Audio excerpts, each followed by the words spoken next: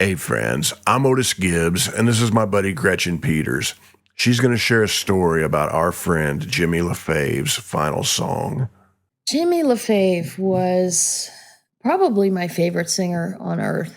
I came to know of him because he recorded my song on a bus to St. Cloud. That was the first song of mine that he recorded. And I heard it and I just thought, who is this guy? What? And one of the things about his singing that floored me is that, with most singers, you can sort of trace who they listen to and what influenced them and where does this person, where do they come from?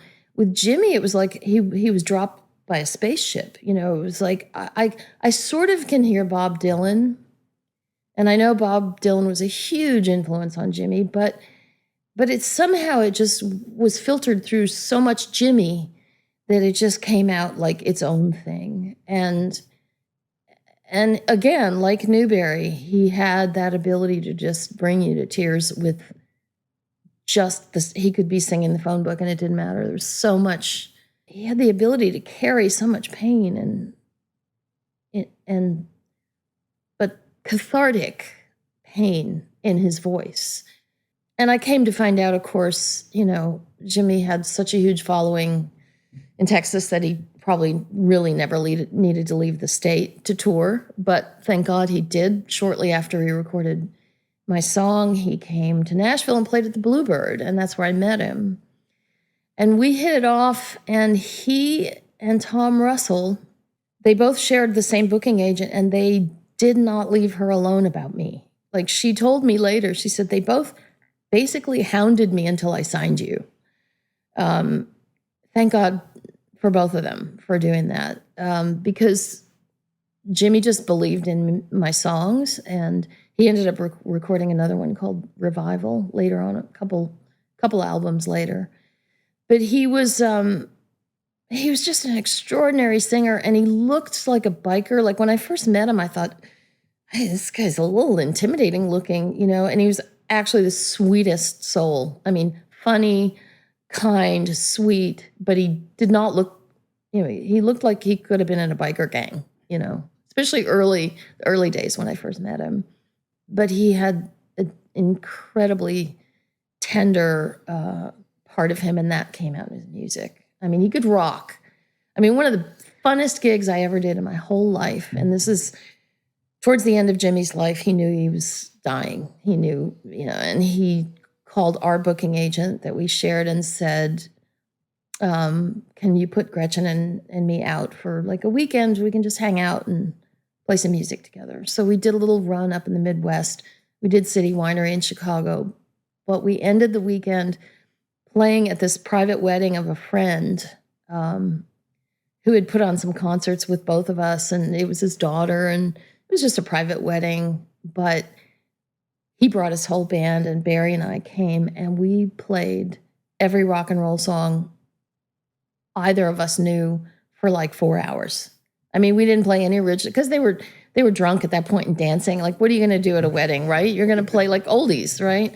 So, I mean, I don't think I've ever had as much fun playing music as that night, because it was just like, 2 more bottles of wine. Let's do that. Okay, go. And of course, Jimmy was like encyclopedic knowledge of,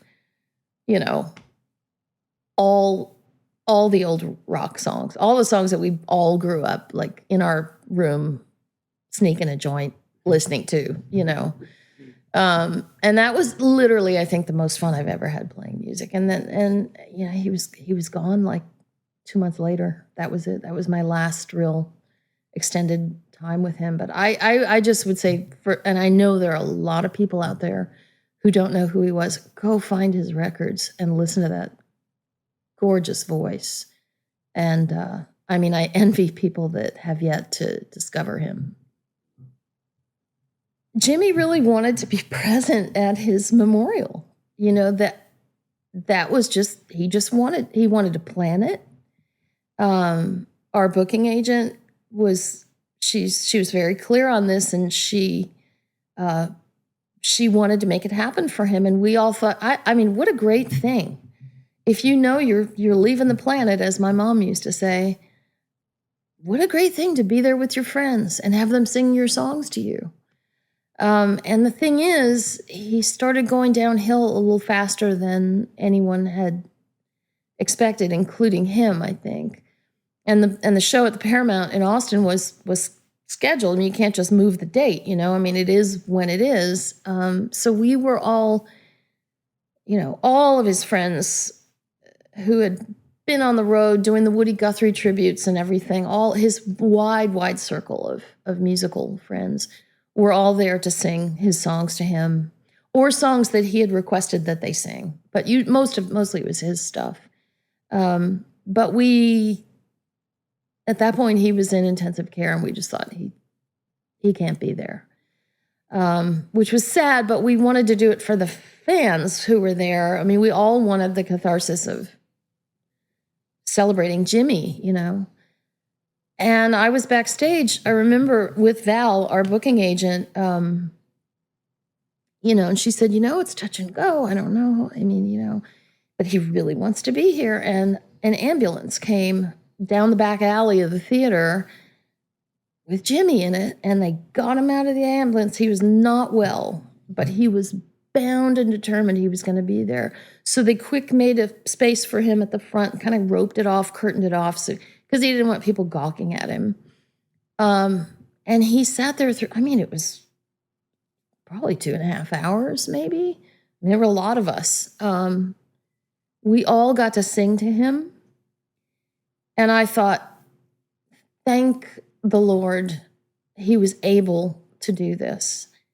And, you know, and that's enough. And he wanted to get on stage at the end. He was like, that was not enough. And he told whoever was, you know, with him down there in the front part of the audience, he's like, I want to get up there. I mean, he could barely talk. His voice was very, very weak. And they wheeled him up on stage. And I thought, well, okay, well, that's amazing that he can just get up there and acknowledge everything, all these people. And then he asked for a guitar. And we're just like, it was one of the most incredible things I've ever seen. I thought, how is he going to even do this? And you know, there's a thing, and every musician that's toured for any length of time knows how this works. You get that guitar strapped on you, and it's almost like you could be on death's door, like literally, and you would know how to do it. And it would somehow self-perpetuate and give you strength. I watched him for like, I don't know if it was 5 minutes or half an hour. I don't know what it was, but for the time he had the guitar on and he started to sing the first verse of Goodnight, Irene, I'm just like going to cry when I think about this. I saw him get stronger and stronger. Like his voice started out just like a whisper, and then it just got a little stronger and stronger. And he got to the end of the verse, and I thought, oh my God, that's incredible. And then he's like, gonna go to the chorus because he's a freaking trooper, you know? And he got through it, and he did what he came to do. And it was just, I still am so grateful to have just been present for that, to see that. He loved singing in a way that a lot of singers don't. Like, he really was born to sing, and he got to go out singing. And he died a couple days after that. He went straight back to the hospital, and that was it. But he had done it, and it was just one of the most beautiful things I've ever seen. Jimmy was just a singer through and through. He was music. He was made of music, and I don't think he could have done anything else, you know? So in a way, it was a perfect and beautiful ending. But of course, I wish he were still here. I mean, I miss him like crazy, and I miss his laugh mostly. But wow, just seeing somebody have the will and the direction and the knowledge that this is where I'm going, and I'm going to go out this way. That was beautiful.